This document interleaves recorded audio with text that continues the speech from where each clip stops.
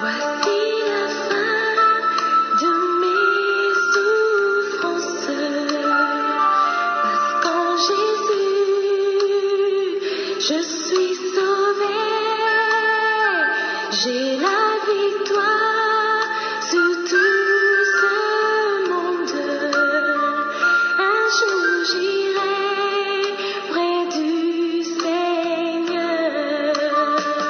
Voici la fin de mes souffrances, parce qu'en Jésus, je suis sauvée.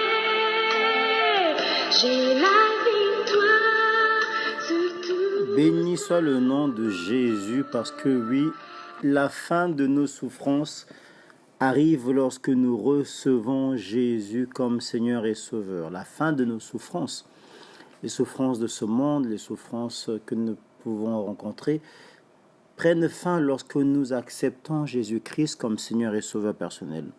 Dans ce chant, la sœur dit « J'irai là-haut ». Oui, elle ira là-bas. Maintenant, je souhaiterais te poser une question. Es-tu sûr que toi, tu iras là-bas?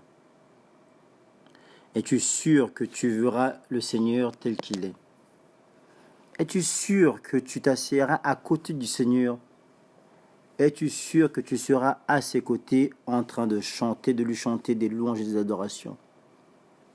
Si tu n'es pas sûr de cela, bien-aimé, il est encore temps. Il est encore possible de faire marche en arrière. Il est encore possible de revenir vers le Seigneur. Tu n'es pas encore allé trop loin. Peu importe le lieu où tu te trouves, la main du Seigneur est grande pour t'atteindre.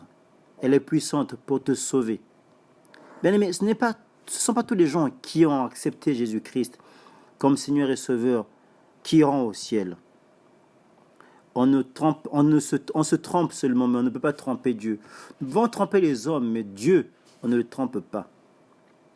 Tu crois en Jésus? Oui. Les démons aussi croient en Jésus. Tu crois au Seigneur? Oui. Satan aussi croit que Jésus est Seigneur. Est-ce que pour autant, Satan ira au ciel? Non. Le fait de croire au Seigneur ne nous donne pas une garantie du ciel. Le fait de l'accepter comme Seigneur et Sauveur personnel ne nous donne pas pleine garantie du ciel. Ce qui donne la garantie du ciel, c'est l'obéissance au Seigneur. Ce ne sont pas les heures que nous passons dans la prière, ce ne sont pas les heures que nous passons à réchauffer les chaises dans les églises, ce ne sont pas les heures que nous passons à genoux. Non, c'est la proximité que nous avons avec lui. C'est la sincérité avec laquelle nous le louons, la sincérité avec laquelle nous le cherchons, la sincérité avec laquelle nous l'adorons, la sincérité avec laquelle nous lui adressons nos supplications de prière. Plus nous sommes proches du Seigneur, plus nous pouvons dire que oui, nous serons au ciel. Plus tu es loin du Seigneur, plus tu peux le confesser que tu ne seras pas au ciel. La fin des souffrances, oui, elle vient lorsque l'on accepte Jésus-Christ comme Seigneur et Sauveur personnel.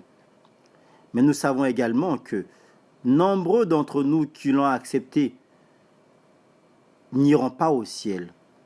Nombreux d'entre nous qui l'ont accepté sont toujours dans la souffrance. Pourquoi? Parce qu'ils ont fait un choix. Celui-là de ne pas être sincère avec le Dieu de la sincérité. Celui-là de ne pas être vrai avec celui qui incarne et qui est la vérité. Bien-aimé, il est encore temps. Il t'est encore possible de revenir à lui.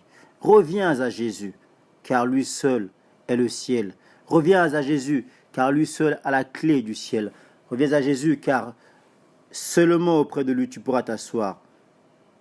Et seulement auprès de lui tu pourras dire, oui Seigneur, je suis avec toi. Jésus te tend sa main ce soir et te dit que ce ne sont pas tous ces gens qui prient qui iront au ciel. Ce ne sont pas tous ces gens qui prêchent qui iront au ciel. Ce ne sont pas tous ces gens qui évangélisent qui iront au ciel. Ceux qui iront au ciel, ceux-là qui feront ma volonté. Bien-aimé, la volonté du Seigneur est que tu le connaisses tel qu'il est. La volonté du Seigneur est que tu marches sur ses pas. La volonté du Seigneur est que tu sois plus proche de lui que tu ne l'as été jusqu'à présent. Parce que le ciel est à toi. Le ciel, c'est Jésus. Et Jésus est ton Seigneur. Jésus est ton Sauveur. Tends ta main vers le ciel, qui est Jésus-Christ. Donne ta vie pleinement à lui et marche avec lui. Ne t'éloigne plus de lui comme tu l'as fait entre-temps, mais rapproche-toi davantage de lui. Sois encore plus près, parce que lui, il est plus près que tu ne pourrais l'imaginer. Pourquoi? Parce qu'il est le prince de paix, parce qu'il est le roi des rois, parce qu'il est le Seigneur des seigneurs, parce qu'il est Jésus, ton maître, ton roi, ton sauveur. Que le nom de Jésus-Christ soit glorifié.